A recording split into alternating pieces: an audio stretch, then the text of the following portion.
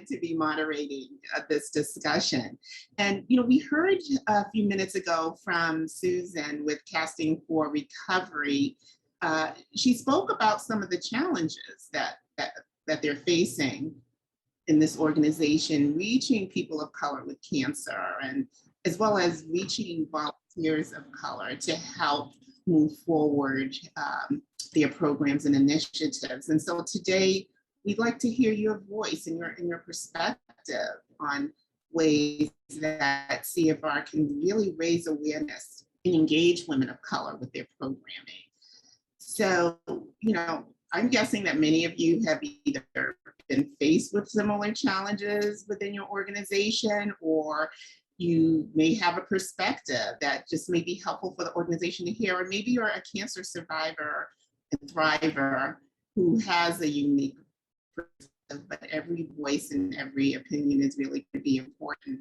And as a breast cancer survivor myself and a Black woman, I can tell you really firsthand that I was never aware of many of the resources available to cancer patients at either the local or national level while I was in treatment. And for me, only when I joined local from, like the Black Education Network, which is a coalition of Black women who've been impacted by cancer in Boston under the Boston Health Commission, I began to learn of some of the resources for cancer patients and survivors. So how do we make sure that Casting for Recovery can directly reach and educate underserved communities about their program so that no one is left behind? And that's really our charge in the next 45 minutes. So I think with that, we can jump in. Feel free to either just unmute if you're muted and offer an opinion or suggestion, or raise your hand. But let's start with the first question, which is, how can the organization appeal to Black women with breast cancer and women of color with breast cancer, and women who are women of color who may be interested in volunteering? What are some of the things that you think CFR can do to help meet that specific charge? Any general thoughts? Xavier, I see your hand is raised. Feel free to unmute. Hey, good morning, everyone, and I apologize. My camera is not working on this particular laptop, but I hope everybody can hear me okay.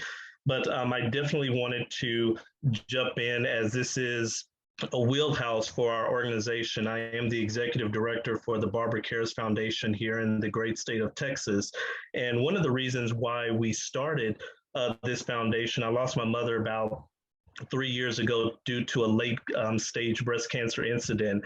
And one of the challenges that really grieved my heart was that there was no representation on the ground for communities that are at greatest risk. And so one of the things that I shared on the Susan G. Komen panel not too long ago was that in order to really get the community to buy in, we have to see representatives from the community.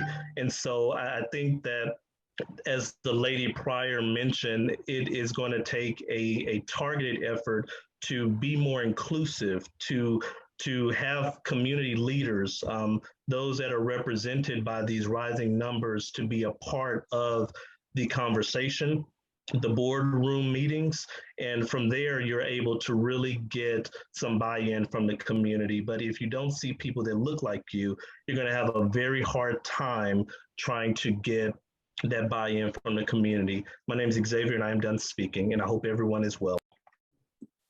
Thank you so much, Xavier. I mean, I think you make a really good point, and one that Susan touched on,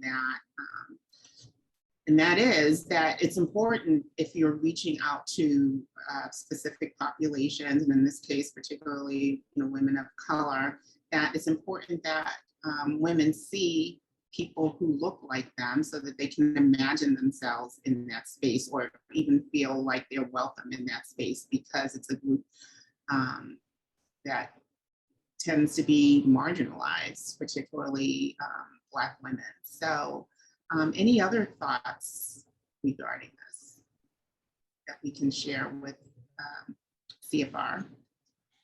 My name is John Owens. I'm in Minneapolis. I lost my brother to brain cancer 12, almost 13 years ago, and my sister is a breast cancer survivor. I've been involved with Livestrong for 18 years. As I thought about this prior to the call, I own a business and we're very involved with a number of nonprofits around the Twin Cities. And it occurred to me that if we could get into and have conversation with them about this program. I mean, there's an audience. If I were to go to the executive director at Urban Ventures, for example, in South Minneapolis, who I know very well, and offer this as a opportunity to share with his community, it would seem that would be a way to try and raise awareness and get right into the inner city where these women of color are. That, you know, when I think I heard one of the biggest challenges, they don't know it exists. And I just thought about it. I thought of Urban Ventures. There's one in North Minneapolis. There's an inner city church I have gone to a few times with.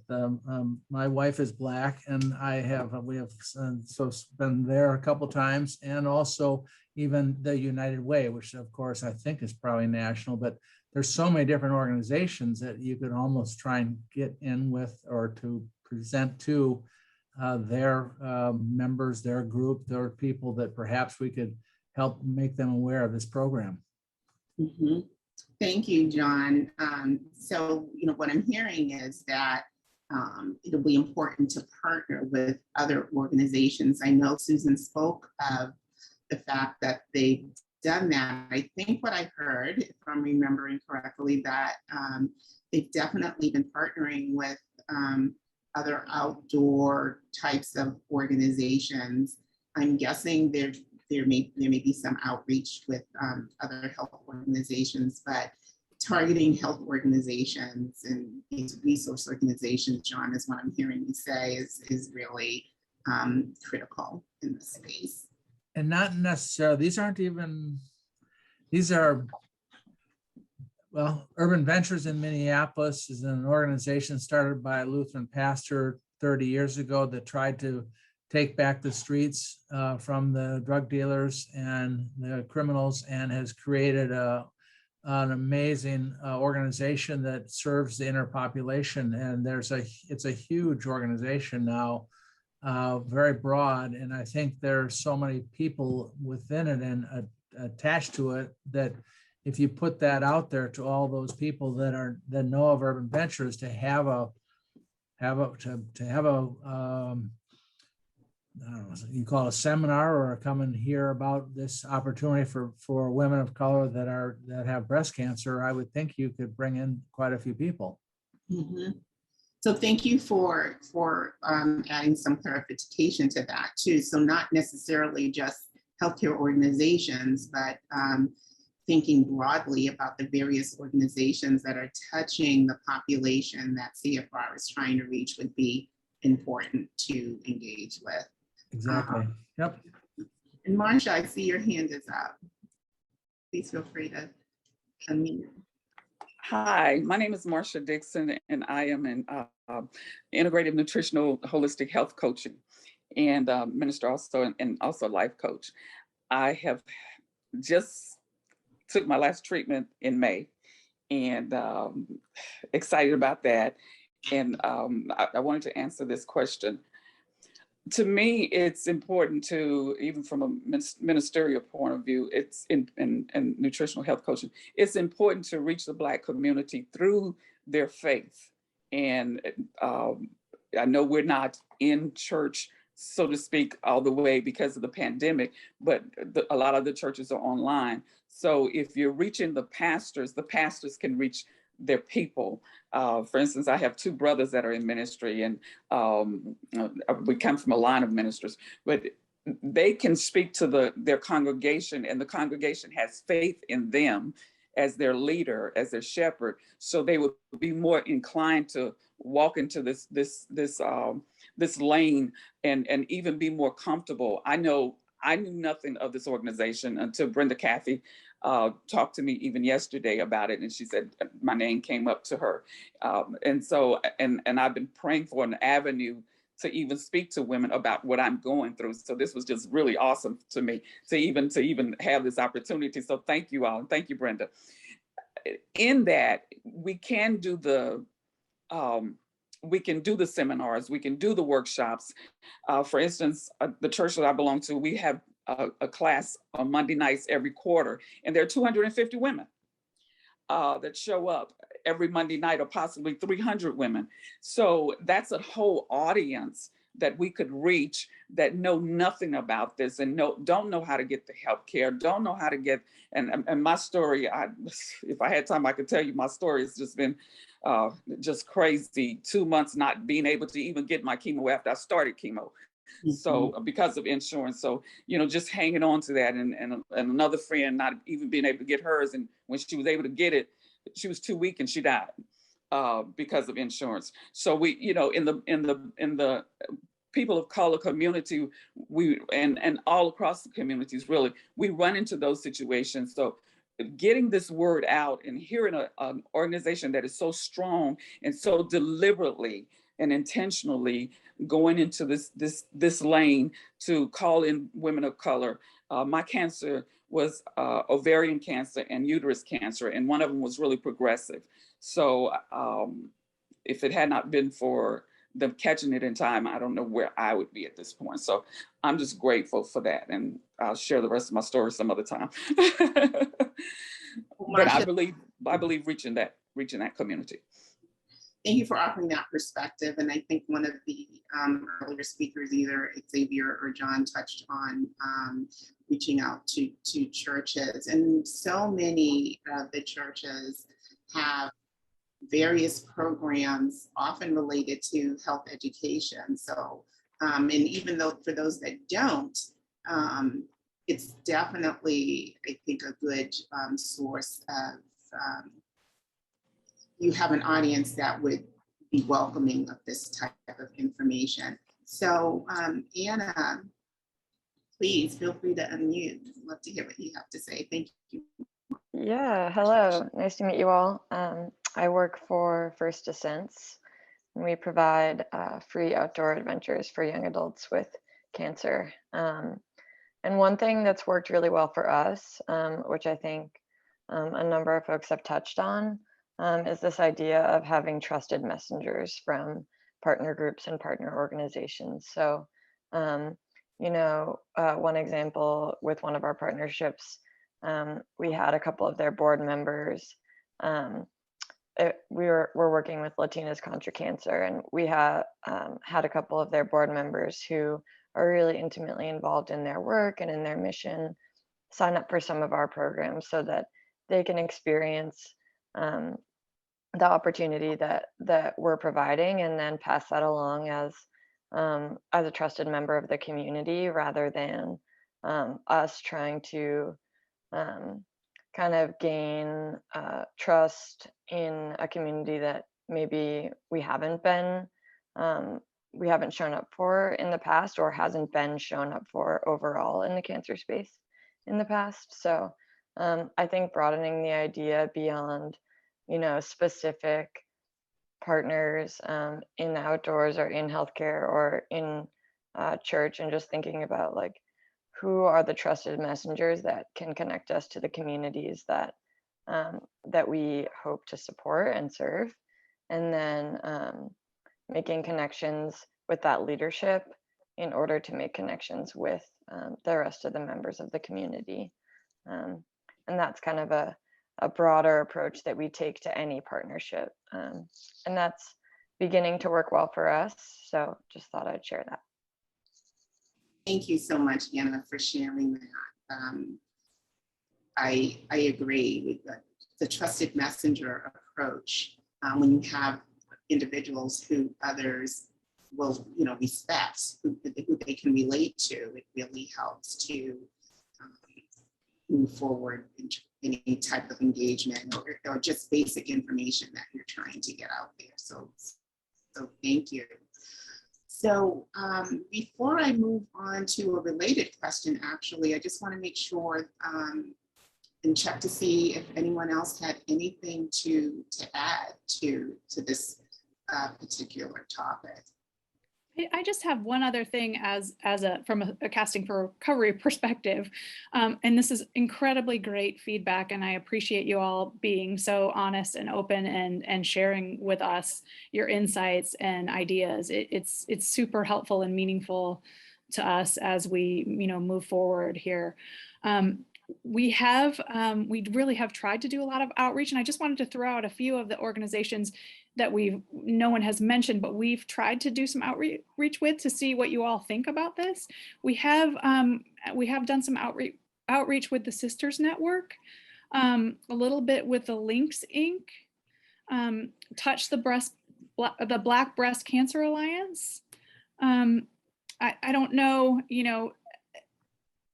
that outreach has been challenging for us, and I think because we don't necessarily have a connection. So I think it's interesting to hear what you all are saying. I know relationships, it all comes down to relationships and trusted messengers, right? And trusted people. And until somebody learns to trust us, how do you get there? So I just wanted to throw out those few organizations too, to see if you all had any feedback on them or connections. Is that the right direction? Obviously I understand the importance of churches. It's hard as a small team, and there's so many churches nationwide. I mean, we certainly tap into churches where we have relationships with people, where we know we can present to their church or somebody's a member of that church. So I'd just be curious if there's any other organizations out there that you think we should really be connected to or try to connect to. Thank you for that, Lise.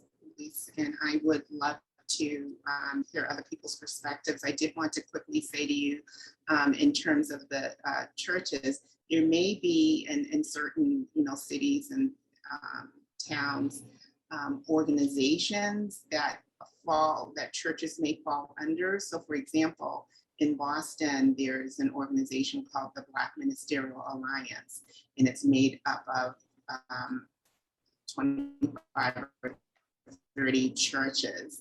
And so connecting with an organization like that is a way to sort of connect with a number of churches at one time. And there may be similar organizations like that, and you may be familiar with them. But let me throw this out to the audience. We have 3 people who have their hands raised. Jacqueline, I would love to ask you to unmute and share your perspective first, and then we'll go to Marsha and then Anna. Hello, everyone. Can you hear me okay? Yes. Thank you. So, you're welcome. I'm a breast cancer survivor, but I'm also a former participant at CFR and a former leader at CFR. And so I've listened to all the perspectives. I agree with all the perspectives. However, I think a thing that might serve bringing more people of color in is a training for those people who they have targeted as leaders or as participants to utilize their voices. Because as everyone has said, if there are no people who look like you representing these programs, people who look like me aren't going to participate. That's just the long and the short of it. I got involved with CFR by happenstance. No, there was no information being circulated in the places that I was having treatment, or there was nothing available that told me or pointed me in the direction of this program. I just happened upon it. I was in a support group, a local support group, and that information was provided because there were people, counselors in that community, in that organization, that knew that those programs were lacking people who look like me. And so I'm usually the outspoken person of color in the room. And so that's how I was able to take advantage of the program. But I also shared that information with other people who look like me that were not in the room. So it would be advantageous for CFR to pour resources, because that's another thing. Financially, people who look like me aren't necessarily in a position to spend the kind of time, even though it's just 3 days, it was a 3-day weekend type thing, financially are not in a position to uproot themselves to go to programs like this. And sometimes it's a distance, sometimes they're just challenges financially for people of color to be able to participate in programs that may be of benefit to them. So I don't know, in terms of resources, what can be provided. I know that the programs are free. That's a great help. But in terms of resources, I think more people, even a stipend or something for like a trainer to go to a church and say, okay, this is what we're offering, and this is what I've participated in, and this is how it helped me. Those things can be super helpful and go a long, long way in getting people of color to participate in things that they might not have ordinarily, thought to do. Yeah, that's super good feedback. And we definitely do provide, some stipends for stuff like that. That would be a great, just a great suggestion. And we also do offer assistance for people to attend retreats if there's a hardship in terms of like, yeah, the retreats are free, but if it's hard for you to get there, like if you can't get there financially, if it's let's say, depending on where you live, if it's 2-hour drive, we try to help people with that too, just getting them to and from retreats, because it is so important. So that's, yeah, I think you're right. Making it easy for people to do the outreach is also essential, right? So that's great. Thank you. And we're so glad you went through the program.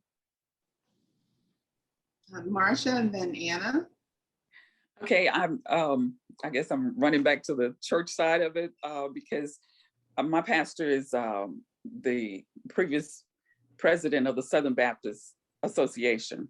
And so I know that he has a lot of contacts, and that's a mass amount of churches that we could possibly reach to bring this into the church. My brother is AME, African Methodist Episcopal Church, and he has a broad source. And then I have another one that's interdenominational. So I have a connection that has a source of really reaching people of color.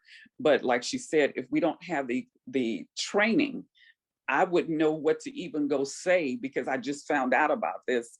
I'm connected to my pastor's wife, but I wouldn't even know how to present it to my pastor, even though he would trust me to say, okay, if you brought this to me, it's really something about it. So, but we've got to have people who really know the program, who know what this is all about, to really go out and speak on that. And it's back to the trust thing. I mean, that to me, if you're gonna get to people who look like me, we gotta have a trust. We gotta have a trust factor, because in so many instances we go and try to reach out for help, and that help is slapped us back in the face because of who we look like. And I've had even my social worker with my presumptions just with disability and stuff. And one of the main things she said was, people like me don't go after the help because we're so proud, and we're so, and I wouldn't even say it's so proud, but we're so self-surviving, if I could say it like that, or we depend on our faith to get us through, even if we don't have the money, even if we don't have the insurance. So we depend on in our community sometimes to get us through, and so we don't go out there and reach for it as much as we should. And then when you're in cancer, you don't feel like it. You just don't feel like it. So sometimes, so I think if we had the network to really bring people in who were trained, and to really have liaisons who can go out and literally teach people about this program and about the help that we can get, then I really believe that, I believe the community would receive it wholeheartedly, because inside we'll, and I might get emotional about this, but inside we want help, but we just don't know where to go. Thank you, Marcia. Anna? Yes, hi.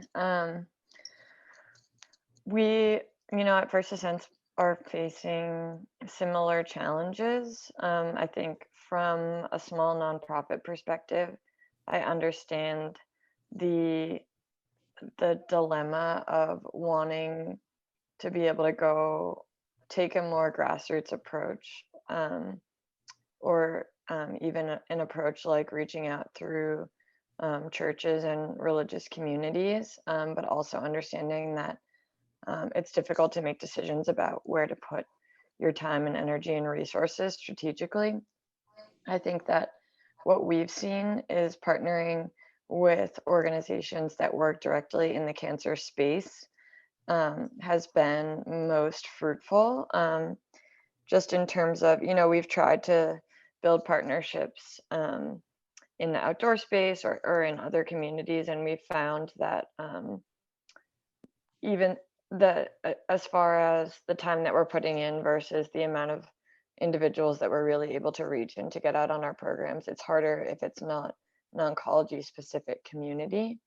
I think that in an ideal world, we would be using all of these different avenues. And I think that it's important to develop systems and create trusted messengers to go into communities like religious communities. But I say all that basically to recognize that it's hard and that there's not always the organizational capacity or confidence that that's the right way to go. One group that we've worked with that I really recommend if you haven't worked with already is Tiger Lily Foundation. They're wonderful. They provide a lot of advice and guidance by way of their inclusion pledge. It's basically a structure where you can create organizational specific goals around DE&I in relation to your cancer programming and the work that you're doing. And then they also have this program called the Angels program, where they have over 500 trained trusted messengers in the community that are there to provide social support, to make Black women with breast cancer or with cancer more aware of the different resources like Casting for Recovery.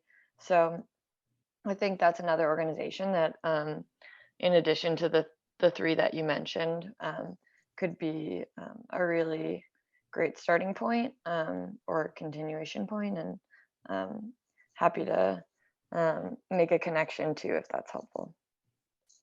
Thank you, Anna. So I want to, in the interest of time, move on to some of the other questions that I have here. And I'm actually going to throw two questions out at you in the interest of time, and then hopefully, you can answer those questions that are resonating with you. One is touching on what we've talked about, which is how can CFR approach regional, local, and national organizations? Are there tips or strategies that you can offer to help with that, things that may have worked for you or just ideas that you've had?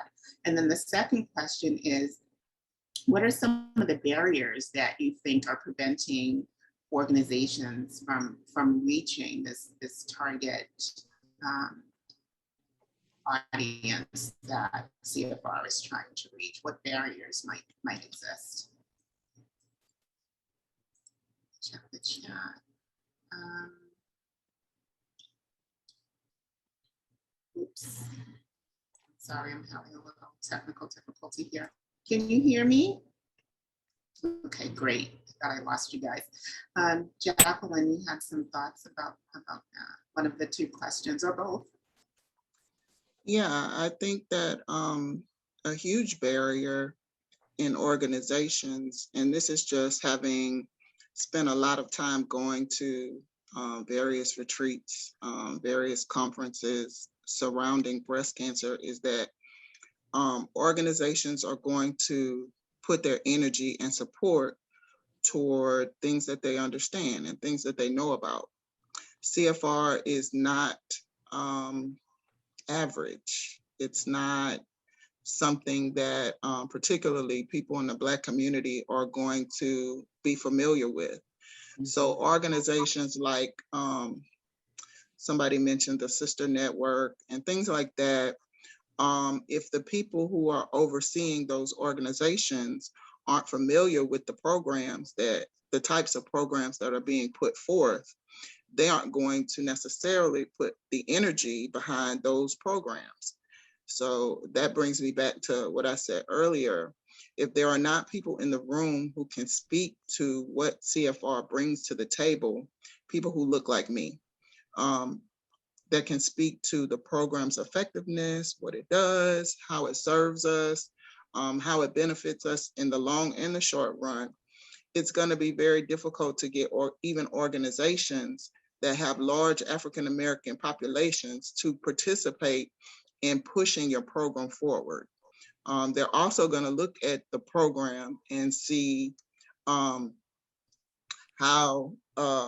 it represents us. So for instance, Susan mentioned, I'm sorry, I should say Ms. Getz, mentioned that, sorry, I feel like I know her, I've known her forever, but she mentioned how there is representation on the website of people of color. Okay, so I'm gonna just share from my personal experience.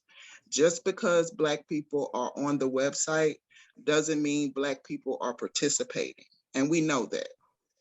So that's just not, I mean, that doesn't tell us anything, in other words.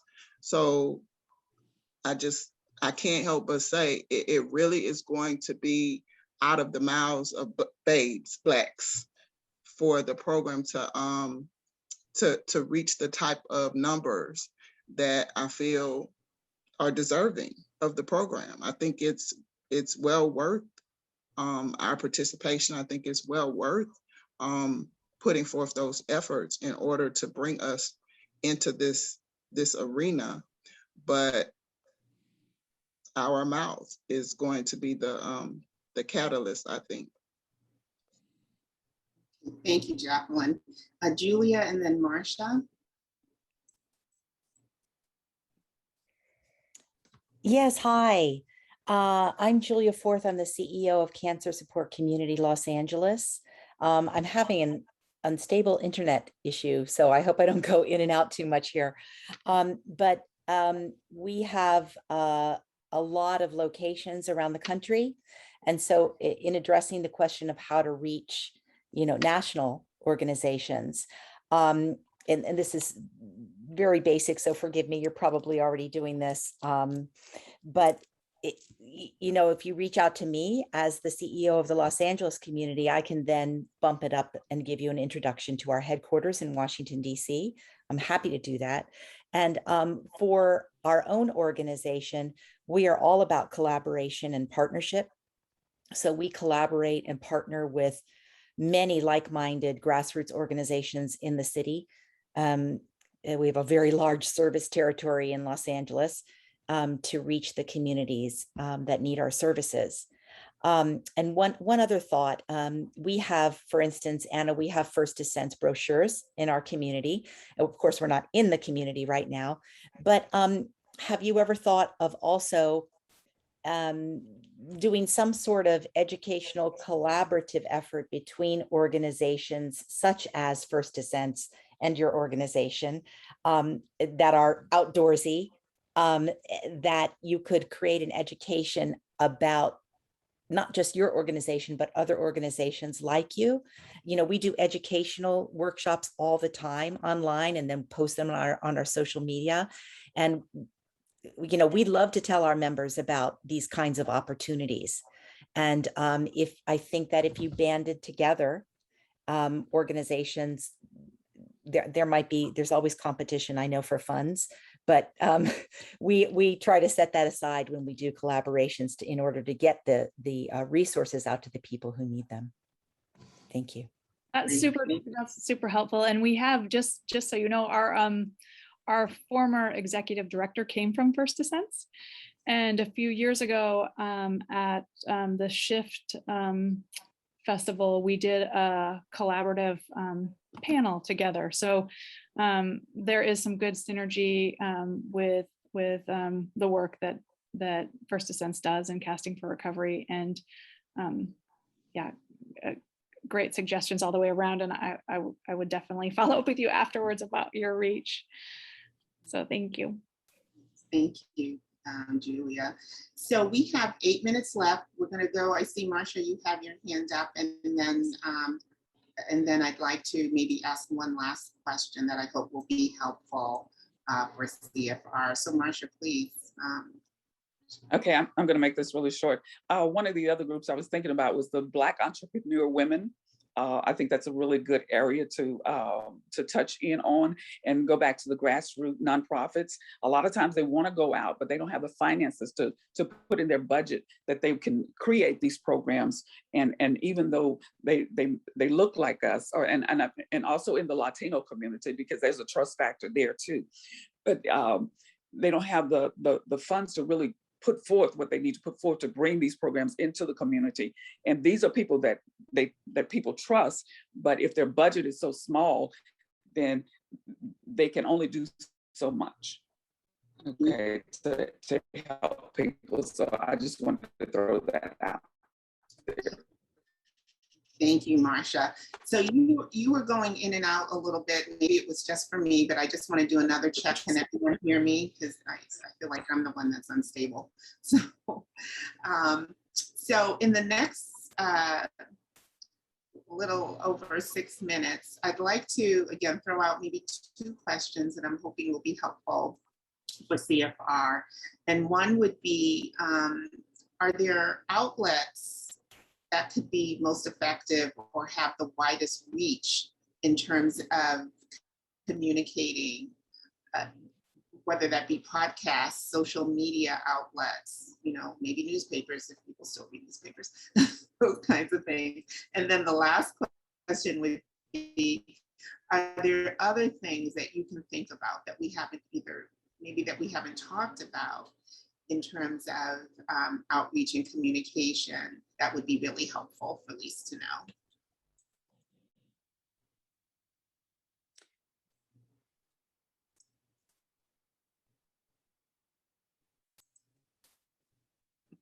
I just want to say, Oh, I'm so sorry. I don't mean to interrupt.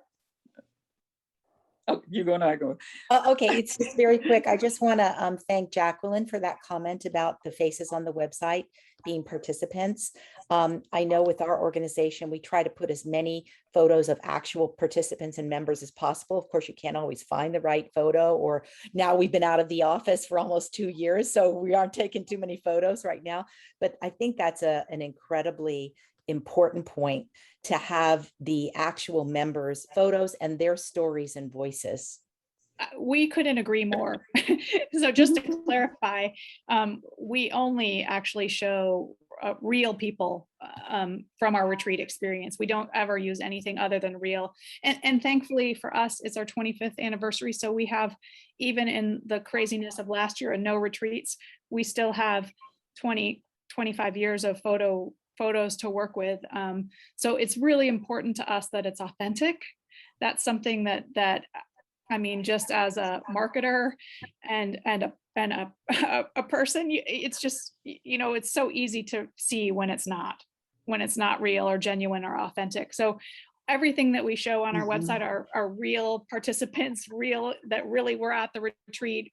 Our brand videos feature people that are, in the moment, in the experience. It's not a staged set thing. It's all live and happening for real in real time. So that's an important piece for us, and always has been, is that we're also telling an authentic story. So I really do appreciate Jackie's point there. And I know it's never good enough just to show something on a website. It's important to hear from people themselves, at that experience, because you can't replicate that. Right? Like there's something that happens at that retreat in that moment that if you capture it right and showcase it, that tells the story. And you can't do that scripted. You just can't. So the authenticity is super important for us, for sure.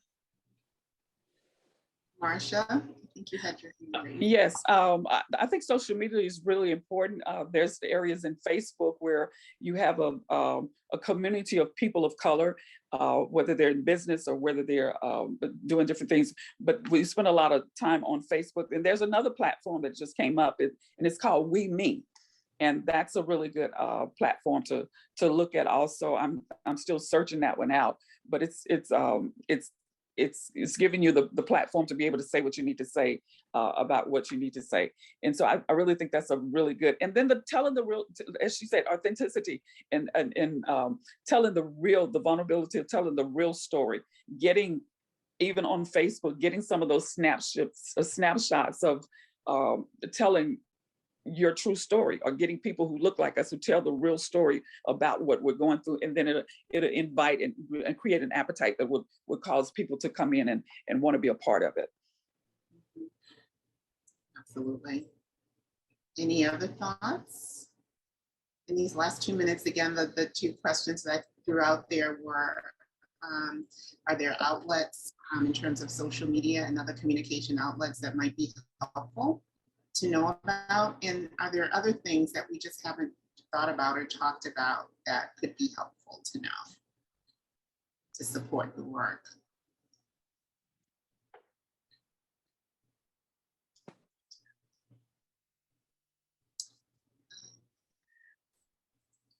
I thought I saw someone's hand up, but maybe let's see. Oh, Marsha, yes. Are you still, is your hand still up? Or okay. Yes. The other thing that I wanted to say was having resources on those media social outlets of who, literally sources of, you can go to this place, or you can go to that place, or you can go to that place to get the help that you need to get, because we do visit those sites. So even having that resource information on even the best doctor, or even the best, those kinds of things, or who you can talk to about finances, or things like that. Doing those platforms that are out there digitally that will cause people to come in and really seek what they're looking for. And then you have to put out there what we really need, not so broad, because we're not going to read all that, but just not so broad, but just really bullet pointing those things and having people come. Appreciate that. Thank you. Thank you. Well, we have 46 seconds left, so unless anyone else has anything to add, I really appreciate all of your insights, and this is a very engaging group, and hopefully you have gotten a lot of great ideas and information. I don't know if you have anything you want to either ask or add before we get snatched out. I just want to thank you all for your insight and input, and sharing with us how we can reach more people of color and do it better. So thank you. We really do appreciate it.